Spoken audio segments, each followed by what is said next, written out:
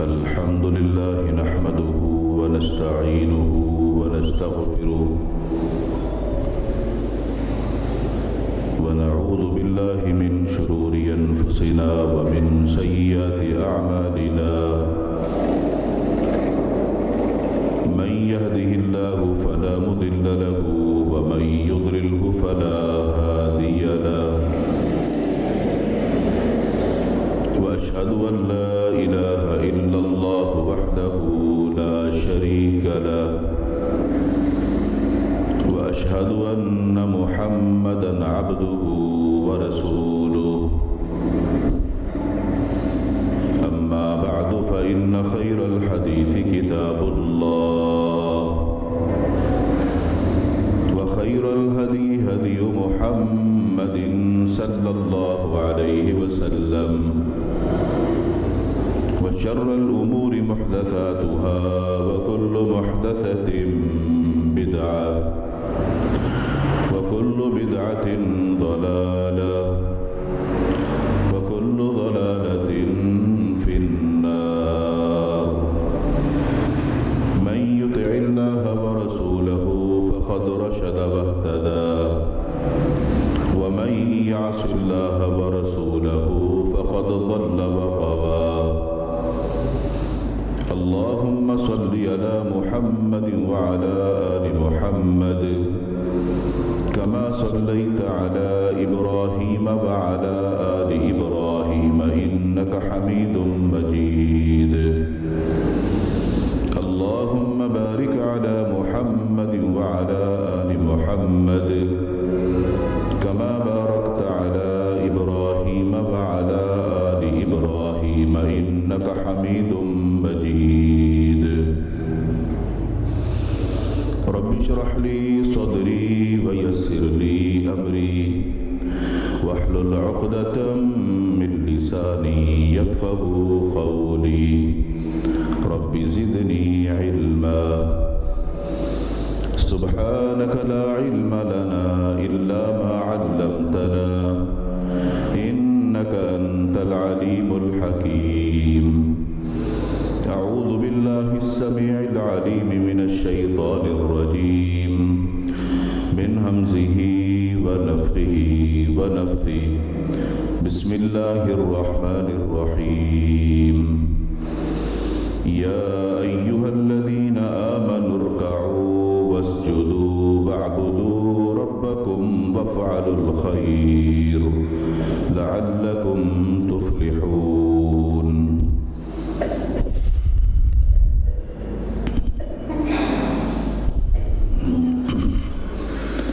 ہر قسم کی حمد و ثنا کبریائی بڑائی اللہ وحدہ لا شریک خالق کائنات مالک ارض و سما کے لیے درود و سلام ہوں امام الانبیاء ہادی رہبر و رہنما احمد مجتبی جناب محمد الرسول اللہ صلی اللہ علیہ وآلہ وسلم کی ذات اقدس پر جن کو اللہ رب العالمین نے اس کائنات کے لیے رحمت للعالمین بنا کر مبعوث فرمایا۔ حضرات گرامی، چند جمعات سے نماز کے طریقے اور اس کی کیفیت پر آپ گفتگو سن رہے ہیں۔ آج کی گفتگو بھی اسی سلسلے کی ایک کڑی ہے۔ عبادات میں سے نماز دین اسلام کا وہ عظیم رکن ہے جس کی تاکید بھی سب سے زیادہ ہے اور جس کی اہمیت بھی سب سے زیادہ ہے۔ قرآن مجید فرقان حمید میں متعدد بار اسی کا حکم اہل ایمان کو دیا گیا، اور یہ وہ عظیم رکن ہے جو کسی بھی حالت میں قابل معافی نہیں ہے۔ شریعت مطہرہ نے دین اسلام کے جتنے بھی مسائل ہیں सीखने पर भी जोर दिया है। जब तक दीन का कोई भी मसला आप सही तौर पर सीखेंगे नहीं तो आप सही तौर पर अमल भी नहीं कर सकते। आप जानते हैं दुनियावी उमूर लोगों की नज़र में इसकी बड़ी अहमियत है। अगर कोई भी शख्स गाड़ी चलाना चाहता है, जब तक वो उसको सीखता नहीं है तो लोग उसको उस सीट पे बिठाते भी नहीं हैं, इसलिए कि वो जहाँ अपने लिए ख़तरा है वहाँ बहुत सारे दूसरे लोगों के लिए भी ख़तरा है।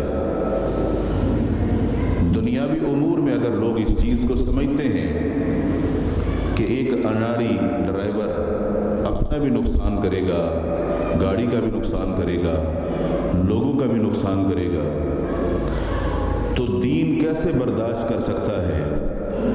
एक आदमी दीन पर अमल करना चाहता है मगर उसको वो सीखना नहीं चाहता, बगैर सीखे वो अमल करना चाहता है, ये कैसे मुमकिन है? और फिर अल्लाह ताला ने अपने बंदों में से इस आखिरी उम्मत में से एक अजीम हस्ती को चुना हमारी रहनुमाई के लिए, हमें समझाने के लिए, तरीक़ा बतलाने के लिए, अमल करके दिखाने के लिए, और लोग उस हस्ती से कुछ भी ना सीखें और उनको छोड़कर नज़रअंदाज करके जिसके जी में जो आए लोग वैसे अमल करना शुरू कर दें, तो क्या अल्लाह ताला को हमारे अमलों की इतनी ज़रूरत है कि जो बंदा जैसे अमल लेकर जाएगा अल्लाह ताला नऊज़ बिल्लाह मजबूर है कि अपने बंदों के अमाल को कबूल कर लेगा? और लोग जन्नत का ख्वाब देखते हैं कि हम जो भी कर लें जन्नत तो हमारी ही है, तो वो किसी की जागीर तो नहीं है। यहूद व नसारा यही कहते रहे जन्नत में तो हम जाएंगे। अल्लाह ताला ने एक ही जवाब दिया, ये तुम्हारी ख्वाहिशात हो सकती हैं और मैं तुम्हारा पाबंद नहीं हूँ। वो जन्नत मेरी है, मैं जिसको चाहूँगा दूंगा और दूंगा उसको जो मेरी बात को मानेगा। अपनी बात मनवाने के लिए अल्लाह ताला ने हमारे अंदर आखिरी पैगंबर मुहम्मद रसूलुल्लाह सल्लल्लाहु अलैहि वसल्लम को मबऊस फरमाया। आप जो तरीक़ा बताएं, जो अमल बताएं, जैसे करके दिखाएं, हम पाबंद हैं कि हम उस अमल को वैसा ही करेंगे तो अल्लाह कबूल करेगा। अपने मर्जी के अमल वो अल्लाह को नहीं चाहिए कि जैसे हम करेंगे अल्लाह कबूल कर लेगा, जो कि लोगों के अंदर बहुत बड़ी एक गलत फहमी है। नमाज के तरीक़े के हवाले से गुफ्तगू सुनते हुए नमाज की इब्तदा से लेकर क़ियाम की तकमील तक आपने गुफ्तगू सुन ली। नमाज के अहम तरीन जो अरकान हैं उनमें से एक रुकन क़ियाम है। क़ियाम कहते हैं खड़ा होने को। जब हम नमाज शुरू करते हैं अपने दोनों हाथ बांध कर अल्लाह के हुजूर खड़े होते हैं, इसको क़ियाम कहा जाता है। उसमें क्या पढ़ना है वो भी आप सुन चुके। क़ियाम की तकमील के बाद जो अगला रुकन है नमाज का वो रुकू है। रुकू में जाते हुए अल्लाहु अकबर कहते हुए रफ़्अ यदैन करके झुकना, इसको रुकू कहा जाता है। अल्लाह के रसूल सल्लल्लाहु अलैहि वसल्लम ने सहाबा कराम को नमाज पढ़ के बतलाई भी और दिखलाई भी। जैसे गुज़श्ता जुमा आपने ये सुना था कि अल्लाह के रसूल सल्लल्लाहु अलैहि वसल्लम ने मिंबर पर खड़े होकर नमाज पढ़ाई, मिंबर पर खड़े होकर क़ियाम किया, मिंबर पर खड़े होकर रुकू किया,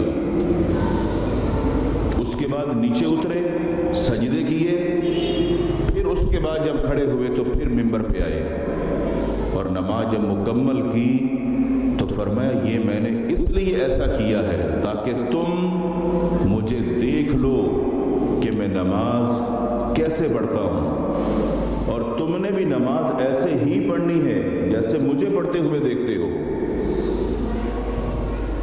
یہ بات کوئی معمولی نہیں ہے۔ جب آپ نے خود عمل کر کے دکھا دیا کہ تم نے ایسے کرنا ہے، تو صحابہ کرام رضوان اللہ علیہ مجمعین، جنہوں نے دین کو سیکھنے میں، مسائل کو سیکھنے میں، طریقہ عبادت کو سیکھنے میں، اس کیفیت کو نوٹ کرنے میں کتنی کوشش کی، ہر چیز کو یاد کیا، ہر چیز کو لکھا، اس طرح پھر اس کو یاد رکھا، پھر اس کو آگے بیان کیا، اور وہی صحیح احادیث کا سلسلہ ہم تک پہنچا۔ اور جب آج ہم حدیث پڑھتے ہیں کہ اللہ کے رسول صلی اللہ علیہ وسلم نے یہ فرمایا، تو یہ ساری محنت ان صحابہ کرام کی ہے۔ ہم تو سوچ بھی نہیں سکتے کہ وہ اللہ کے نبی صلی اللہ علیہ وسلم کی ایک ایک ادا کو، ایک ایک عمل کو، کیفیت کو، طریقے کو کیسے نوٹ کر رہے ہیں۔ آپ حیران ہوں گے کہ جو رکوع کی کیفیت ہے صحابہ نے کیسے نوٹ کی۔ عباس بن سہل رضی اللہ تعالی عنہ بیان کرتے ہیں کہ ابو حمید، ابو اسید، سہل بن سعد اور محمد بن مسلمہ، یہ تمام ایک ہی مجلس میں یہ صحابہ کرام تشریف فرما تھے۔ اس مجلس کے اندر عباس بن سہل جو بیان کر رہے ہیں، یہ بات بڑی قابل غور ہے۔ انہوں نے کہا کہ کیا میں تمہیں وہ نماز نہ پڑھ کے بتاؤں جیسے میں نے اللہ کے رسول صلی اللہ علیہ وسلم کو نماز پڑھتے ہوئے دیکھا؟ تو کہا کہ جب انہوں نے ان کو نماز کا وہ طریقہ بتایا، تو ابو حمید نے کہا کہ میں نے اللہ کے رسول صلی اللہ علیہ وسلم کی جو نماز ہے وہ تم سے زیادہ غور سے دیکھی ہے۔ یعنی ہر بندہ اپنے طور پہ یہ بیان کر رہا ہے کہ میں تم سے زیادہ جانتا ہوں، وہ کہتا ہے میں تم سے زیادہ جانتا ہوں۔ تو یہ جو ابو حمید ہیں یہ کہتے ہیں کہ میں نے تم سے زیادہ غور سے دیکھی۔ کس کو دیکھا؟ اللہ کے نبی صلی اللہ علیہ وسلم کو۔ یہ شوق ہے صحابہ کرام کا کہ جس پیغمبر سے ہم عمل سیکھتے ہیں اس پیغمبر کے طریقے کو ہم کتنے غور سے دیکھتے تھے۔ ابو حمید کہتے ہیں کہ بے شک اللہ کے رسول صلی اللہ علیہ وسلم نے جب رکوع کیا، اپنے جو دونوں ہاتھ ہیں یہ اپنے گھٹنوں پر رکھے ایسے انداز سے کہ انگلیوں کو کھول کر ایسے پھیلا دیا، اور یہ ہاتھ کی جو ہتھیلی ہے، یہ جو گھٹنے کی گولائی ہوتی ہے، یہ ہتھیلی اس کے اوپر ایسے رکھی، انگلیوں کو پھیلا کر ایسے اس کو زور سے پکڑ لیا گھٹنے کو۔ کہتے ہیں میں نے اللہ کے نبی صلی اللہ علیہ وسلم کو رکوع کی حالت میں اس کیفیت میں دیکھا کہ آپ نے اپنے ہاتھوں کو اس طرح گھٹنوں پر رکھا ہوا تھا، گویا ان کو مضبوطی کے ساتھ پکڑا ہوا تھا۔ یہ جو کیفیت ایک صحابی بیان کر رہا ہے، یہ ایسا نہیں ہے کہ وہ ایک ہی صحابی بیان کر رہا ہے، یہ سب نے دیکھا، مگر ہر کوئی یہ کہتا ہے کہ میں تم سے زیادہ اس طریقے کو یاد کر چکا ہوں۔ تو گویا صحابہ کرام رضوان اللہ علیہ مجمعین اللہ کے نبی صلی اللہ علیہ وسلم کو عمل کرتا ہوا دیکھتے، اس طریقے کو بغور دیکھتے اور پھر اس کو یاد کرتے اور اپنے ساتھیوں کے سامنے اس کو بیان بھی کرتے تاکہ سب کی اصلاح ہو جائے، سب یاد کر لیں۔ اس سے پتہ چلا کہ عبادات اگر کسی بندے کو وہ طریقہ معلوم ہو تو اس کو لوگوں کے سامنے اس کا بیان کرنا چاہیے تاکہ بیان کرنے والے کی بھی اصلاح ہو جائے، جو سننے والے ہیں ان کی بھی اصلاح ہو جائے۔ اور آج حقیقت یہ ہے کہ معاشرے میں جہاں کہیں بھی نماز کا ٹاپک بیان ہوگا تو لوگ بور ہونا شروع ہو جاتے ہیں کہ یار یہ بھی کوئی موضوع ہے، نماز تو سبھی کو آتی ہے، بس نماز ہی پڑھنی ہے۔ یہ بہت بڑی غلط فہمی ہے لوگوں کی کہ لوگ اس چیز کو معمولی سمجھتے ہیں اور صحابہ کرام اس کو بہت اہم سمجھتے تھے۔ اصل میں بات ہی طریقے کی ہے. جو طریقہ اللہ کے نبی صلی اللہ علیہ وسلم کا ہے اصل وہی طریقہ ہے, باقی کوئی طریقہ نہیں ہے. لوگ جیسے بھی کرتے رہیں وہ لوگوں کا اپنا طریقہ ہوگا. علقمہ بن وائل اپنے والد سے بیان کرتے ہیں اور کہتے ہیں کہ اللہ کے رسول صلی اللہ علیہ وسلم جب رکوع کرتے تھے اپنے ہاتھوں کو جب اپنے گھٹنوں پر رکھتے تھے, جھکتے تھے, تو یہ جو آپ کے بازو ہیں یہ آپ کے جسم سے دور ہوتے تھے, یعنی پہلو کے ساتھ بازو نہیں لگتے تھے, اور آپ نے اپنے ہاتھوں کو گھٹنوں پر رکھ کر ان کو پکڑا ہوا ہوتا تھا. اس سے یہ پتہ چلا کہ جب آپ رکوع کریں گے تو آپ نے اپنے بازو کو اپنے پہلو سے دور رکھنا ہے تاکہ وہ آپ کے پہلو کے ساتھ ملے ہوئے نہ ہوں, اور ہاتھ بالکل بازو آپ کے سیدھے ہونے چاہیے. وابصہ بن معبد بیان کرتے ہیں کہ میں نے اللہ کے رسول صلی اللہ علیہ وسلم کو دیکھا جب آپ نے رکوع کیا تھا تو آپ کی پیٹھ, آپ کی کمر اور آپ کا سر مبارک یہ دونوں بالکل ایسے سیدھے تھے. بیان کرتے ہیں کہ اگر اس پر پانی بھی بہا دیا جاتا تو وہ بھی اپنی جگہ کھڑا رہتا, پانی بھی نہ بہتا. اس طرح آپ نے اپنی کمر کو اور اپنے سر مبارک کو بالکل رکوع کی حالت میں برابر رکھا ہوا تھا. اور یہ والی جو کیفیت ہے ہم نمازیوں کے اندر اس کی بڑی کوتاہی پائی جاتی ہے. بہت سارے لوگوں کو نماز کے اندر رکوع کرنے کا طریقہ تک نہیں آتا. وجہ سیکھتے نہیں ہیں, توجہ نہیں دیتے. اللہ کے نبی صلی اللہ علیہ وسلم کا یہ جو طریقہ صحابہ بیان کرتے ہیں آپ تھوڑا سا غور کیجئے. جب آپ رکوع کریں اپنی کمر کو بالکل سیدھا رکھیں, اپنے سر کو بھی کمر کے برابر, نہ سر آپ کا نیچے ہونا چاہیے نہ آپ کا سر اوپر ہونا چاہیے. کمر اور سر دونوں برابر رکوع کی حالت میں. آپ عبادت میں ہیں, آپ جھکے ہوئے ہیں, اور یہ جھکنا ویسے ہی ہوگا جیسے اللہ کے نبی صلی اللہ علیہ وسلم کا طریقہ تھا. تب آپ کا رکوع سنت کے مطابق ہوگا. ابو حمید سعدی رضی اللہ تعالی عنہ بیان کرتے ہیں کہ اللہ کے رسول صلی اللہ علیہ وسلم نے جب رکوع کیا میں نے دیکھا کہ آپ رکوع کے اندر اپنے سر کو اور اپنی کمر کو یوں برابر رکھتے تھے کہ نہ سر اوپر ہوتا تھا نہ نیچے ہوتا تھا, بلکہ کمر کے بالکل برابر ہوتا تھا. اب دیکھیں اس مسئلے کو ہر صحابی جیسا جیسا اس نے دیکھا اور یاد کیا وہ اپنے اپنے انداز میں اپنے لفظوں میں اس کو بیان کر رہے ہیں.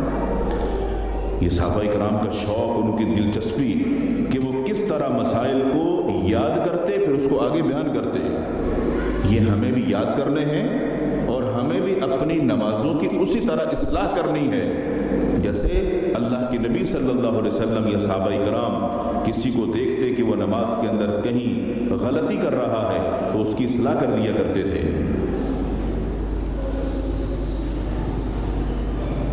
اللہ کے رسول صلی اللہ علیہ وسلم نے ایک حدیث میں اس شخص کے متعلق ارشاد فرمایا کہ جو رکوع میں صحیح جھکتا نہیں ہے, آپ نے فرمایا کہ وہ بندہ جو رکوع مکمل نہیں کرتا اس کو اس کی نماز کا کوئی فائدہ نہیں ہے. فائدے کا مطلب اس کی نماز اس کو فائدہ نہیں دے گی, گویا اس کا ثواب نہیں لکھا جائے گا. یہ جو محنت کر رہا ہے اس پر اس کو اجر نہیں ملے گا, اس کے لیے یہ فائدہ مند ہے ہی نہیں. اس لیے کہ جیسے رکوع کرنا چاہیے تھا ویسے یہ رکوع کر نہیں رہا, اس کا فائدہ بھی نہیں ہے, ثواب بھی نہیں ملے گا, بس ویسے ہی جھکا ہوا ہے.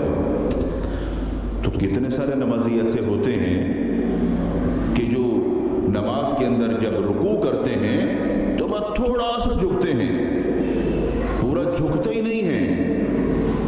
تو ان کا مسجد میں آنا, وضو کرنا, یہاں وقت دینا, پھر یہ رکوع اور سجود اور قیام, یہ ساری محنت, ایک رکن کی ادائیگی اگر صحیح نہیں تو اللہ کے رسول صلی اللہ علیہ وسلم فرمانے کہ اس کی نماز کا اس کو کوئی فائدہ نہیں. تھوڑا سا سوچئے آپ کا یہ آنا کارآمد ہوا یا بیکار گیا.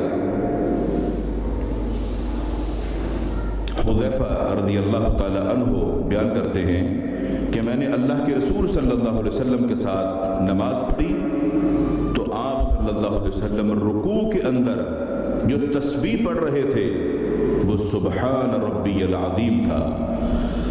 और दूसरी रिवायत के अंदर है कि अल्लाह के रसूल सल्लल्लाहु अलैहि वसल्लम ने रुकू के अंदर जो तस्बीह पढ़ी सुबहानक अल्लाहुम्मा रब्बना व बिहम्दिका अल्लाहुम्मा ग़फिरली, ये कलिमात थे। और तीसरी रिवायत है कि अल्लाह के रसूल सल्लल्लाहु अलैहि वसल्लम ने जब रुकू किया तो आपकी तस्बीह थी सुब्बूहुन कुद्दूसुन रब्बुल मलाइकति वर्रूह। इसके अलावा भी कुतुब हदीस में सही सनद के साथ रुकू और सजदे की कई सारी दुआएं तस्बीहात अल्लाह के नबी सल्लल्लाहु अलैहि वसल्लम से साबित है। इससे ये बात वाज़ेह होती है कि रुकू के अंदर कोई एक ही तस्बीह नहीं है। मिसाल के तौर पर जब आप नमाज पढ़ते हैं, सूरत फातिहा पढ़ते हैं क़ियाम के अंदर, तो एक ही सूरत तो नहीं है कि आपने वो एक ही सूरत पढ़नी है। आप कभी एक सूरत पढ़ते हैं, कभी दूसरी पढ़ते हैं, कभी तीसरी पढ़ते हैं, तो जो आपको आसान लगे, कभी एक पढ़ ली, कभी दूसरी पढ़ ली। अल्लाह के नबी सल्लल्लाहु अलैहि वसल्लम भी रुकू और सजदे के अंदर कई सारी तस्बीहात पढ़ते थे, तो आप भी इन तस्बीहात को याद कर लें। अगर आप सजदा लंबा करना चाहते हैं तो इन तमाम तस्बीहात को पढ़ते रहें, पहले एक पढ़ी, फिर दूसरी, फिर तीसरी। रसूल अकरम सल्लल्लाहु अलैहि वसल्लम की जो नमाज थी, जो फर्दी नमाज थी, वो नमाज भी दरमियानी होती थी, बहुत लंबी नहीं और बहुत मुख्तसर भी नहीं। और जो आप नफली नमाज पढ़ते थे जिसको तहज्जुद कहा जाता है, वो नमाज आपकी बहुत लंबी और तवील होती थी। मगर सहाबाई कराम रिज़वानुल्लाहि अलैहिम अजमईन अल्लाह के रसूल सल्लल्लाहु अलैहि वसल्लम की इन इबादत को देख कर के रुकू कैसे किया, क़ियाम कैसे किया, सजदा कैसे किया, पढ़ा किया, वो हर चीज़ को याद करके उसको बयान कर रहे हैं। तो ये वाली तस्बीहात हो या इसके अलावा आप भी याद करके उनको रुकू या सजदे में पढ़ सकते हैं। अल्लाह के रसूल सल्लल्लाहु अलैहि वसल्लम से रुकू के अंदर इत्मीनान करने का हुक्म है।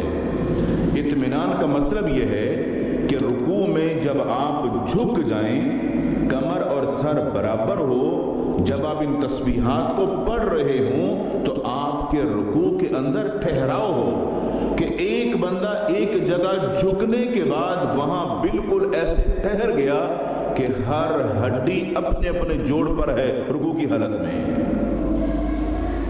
और ये तभी मुमकिन है जब एक बंदा रुकू में अपने आप को पूरा उस तरीके पर झुका दे जो अल्लाह के नबी सल्लल्लाहु अलैहि वसल्लम का तरीक़ा रुकू था।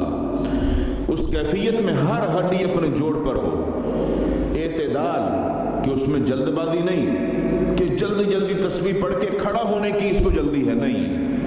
तस्बीहात आराम से और रुकू में झुकने के साथ उसमें ठहराव हो।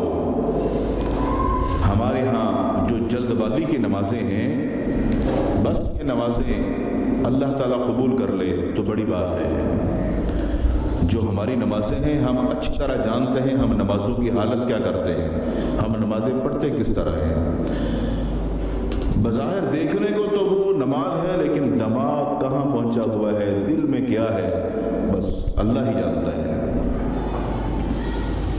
रुकू और सजदा ये मुकम्मल करना बड़ा ज़रूरी है। मुकम्मल कैसे करें? बरा बिन आसिब रज़ियल्लाहु ताला अन्हु बयान करते हैं कि मैंने अल्लाह के रसूल सल्लल्लाहु अलैहि वसल्लम के साथ नमाज पढ़ी, और जो मैंने नमाजें आपके साथ पढ़ी, कहते मैंने खूब जांचा, खूब चेक किया, खूब याद किया अल्लाह के रसूल सल्लल्लाहु अलैहि वसल्लम की नमाज को, और मैंने आपकी नमाजों के अंदर से जो चीज़ बहुत ज़्यादा गौर से देखी, मैंने देखा कि जब आपने क़ियाम किया, फिर जो आपने रुकू किया, रुकू करने के बाद आप जब खड़े हुए तो बिल्कुल सीधे खड़े हो गए, फिर आपने सजदा किया, सजदे के बाद जब आप बैठे दोनों सजदों के दरमियान तो बैठे बड़े आराम के साथ, फिर दूसरा सजदा किया, दूसरा सजदा करने के बाद फिर आप तशहुद में जो बैठे, कहते मैंने बगौर देखा कि ये सब चीजें तकरीबन बराबर थी। یہ سب کیفیات تقریباً برابر تھی. یعنی ایسا نہیں ہے کہ قیام بہت لمبا ہو اور رکوع بہت چھوٹا ہو، تقریباً سب چیزیں برابر تھیں. یہ ہے نماز کا حسن، یہ ہے نماز کی خوبصورتی کہ آپ کی نماز کی ادائیگی کے اندر آپ کا قیام، آپ کا رکوع کے بعد کھڑا ہونا، سجدوں کے بیچ میں بیٹھنا، یہ سب چیزیں اتنے آرام اور سکون کے ساتھ ہوں کہ دیکھنے والا یاد کر لے کہ نماز پڑھی کیسے جاتی ہے. اور یہ صحابی رسول جو بیان کر رہا ہے، اس سے بڑھ کر اور کیا وضاحت ہو سکتی ہے. اس حدیث کو، یہ حدیث صحیح مسلم کی ہے، اس حدیث کو سامنے رکھ کر ذرا نمازی اپنی نماز کو، اس کی جلد بازی کو، اس کی کیفیت کو ذرا چیک تو کریں کہ ہم ایسا کرتے ہیں کیا. رسول اکرم صلی اللہ علیہ وسلم نے جو کیفیت بتلائی صحابہ نے یاد کی. پھر صحابہ کرام اگر کسی کو دیکھتے تھے کہ یہ بندہ اس طرح نہیں پڑھ رہا تو پھر وہ اپنا اظہار کرتے تھے کہ یہ بندہ نماز پڑھ کیسے رہا ہے. حذیفہ رضی اللہ تعالی عنہ نے ایک شخص کو دیکھا کہ وہ نماز کے اندر رکوع اور سجدہ جلدی کر رہا ہے، ٹھہراؤ نہیں ہے، اطمینان نہیں ہے. تو حذیفہ رضی اللہ تعالی عنہ نے اس سے فرمایا کہ تم اگر اسی طرح نماز پڑھتے پڑھتے مر گئے تو تمہاری موت اسلام پر نہیں آئے گی. اس لیے کہ اللہ کے رسول صلی اللہ علیہ وسلم کی جو نماز ہم نے دیکھی اور آپ سے سیکھی اور یاد کی، آپ کی نماز اس طرح جلدی والی نہیں تھی. گویا کہ صحابہ کرام جو دیکھتے ہیں اس کا اظہار بھی کرتے تھے کہ کون بندہ نماز کے اندر کہاں غلطی کر رہا ہے، اس کو اپنی نماز کی اصلاح کرنی چاہیے. تو رکوع کی جو کیفیت ہے ہم سیکھ چکے کہ رکوع کے اندر جھکنا کس انداز سے، اس میں پڑھنا کیا ہے، اور اس میں آپ کی کمر سر بالکل برابر ہوں اور ٹھہراؤ ہو کہ ہر جوڑ اپنی جگہ پر ہو. رکوع کے بعد آپ کھڑے ہوتے ہیں، رکوع مکمل کیا، رکوع کے بعد اٹھ کر کھڑے ہوئے، سمیع اللہ لمن حمدہ، ان کلمات کو کہہ کر آپ سیدھے کھڑے ہوتے ہیں. اسی طرح آپ رفع الیدین کرتے ہیں جیسے رکوع میں جانے سے پہلے اپنے دونوں ہاتھوں کو اٹھایا اور رفع الیدین کیا. مالک بن حویرث رضی اللہ تعالی عنہ بیان کرتے ہیں کہ اللہ کے رسول صلی اللہ علیہ وسلم رکوع سے جب سر اٹھاتے تو سمیع اللہ لمن حمدہ یہ کلمات کہتے. امام ہو یا مقتدی سب ہی جب رکوع سے سر اٹھائیں گے تو یہ کلمات سب ہی کو کہنے ہیں. اور ان کلمات کے بعد جب آپ سیدھے کھڑے ہوتے ہیں تو پھر کیا پڑھنا ہے. اللہ کے رسول صلی اللہ علیہ وسلم کے دور نبوت میں ایک واقعہ پیش آیا. امام بخاری رحمہ اللہ نے صحیح بخاری میں اس کو ذکر بھی کیا. امام بخاری نے ذکر کیا کہ اللہ کے رسول صلی اللہ علیہ وسلم کے ساتھ جو صحابہ کرام نماز پڑھ رہے تھے، ان نماز پڑھنے والوں میں ایک شخص جب اس نے رکوع سے سر اٹھایا تو اس نے زور سے بآواز بلند ربنا لک الحمد حمدا کثیرا طیبا مبارکا فی ان کلمات کو زور سے کہہ دیا. جماعت ختم ہو گئی، سلام پھیر دیا گیا. اللہ کے رسول صلی اللہ علیہ وسلم نماز کے بعد گھوم کر چہرہ مبارک مقتدیوں کی طرف کر کے بیٹھا کرتے تھے. تو جیسے ہی آپ نماز سے فارغ ہوئے، صحابہ کرام کی طرف چہرہ مبارک کیا تو آپ نے سوال کیا یہ کون بندہ تھا جس نے یہ زور سے کلمات کہے ہیں. تو لوگ سہم گئے، خاموشی طاری ہو گئی. آپ نے ارشاد فرمایا کہ یہ کلمات کہنے والا کون تھا. ایک شخص ڈرتے ڈرتے کھڑا ہوا، کہا اللہ کے نبی صلی اللہ علیہ وسلم یہ کلمات میں نے کہے تھے. آپ نے فرمایا جب تو نے یہ کلمات کہے تھے میں نے دیکھا کہ 30 سے اوپر اللہ کے فرشتے تھے جو ان کلمات کو لکھنے میں ایک دوسرے سے پہل کر رہے تھے کہ یہ کلمات پہلے ہم لکھ کر اللہ کے ہاں پیش کریں گے کہ اس بندے نے اتنے پیارے کلمات کہے ہیں. اللہ تو سب سن رہا ہے.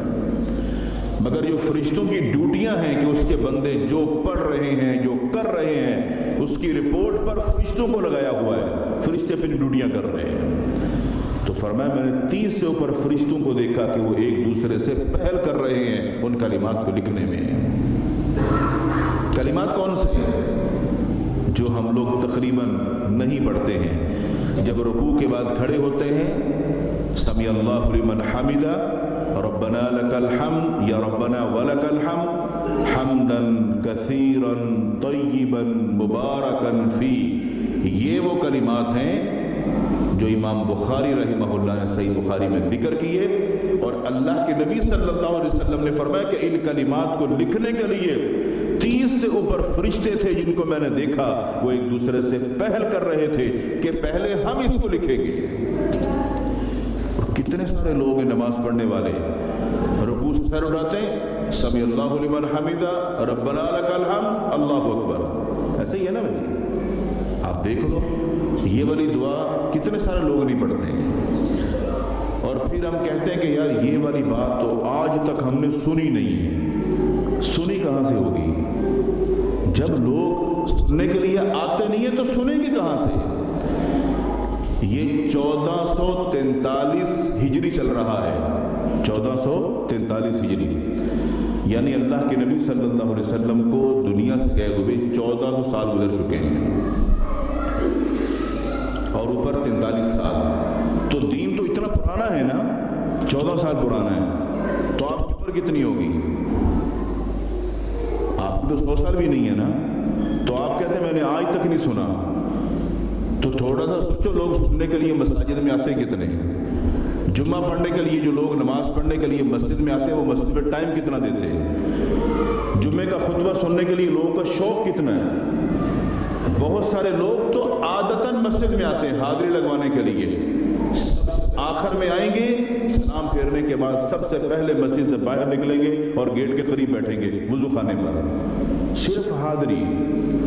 ان کا دل اللہ کے گھر میں لگتا نہیں ہے، وہ عادتاً آتے ہیں، ان کی عادت بنی ہے کہ یہاں سے گزرتے ہوئے حاضری دینی اور نکل جانا ہے، سیکھنا کچھ نہیں ہے۔ تو جو لوگ ایسے ہوتے ہیں ان کو کیا پتا کس موقع پر کون سی دعا پڑھنی ہے، اور اللہ کے نبی صلی اللہ علیہ وسلم یا صحابہ کرام کون کون سی دعائیں پڑھا کرتے تھے۔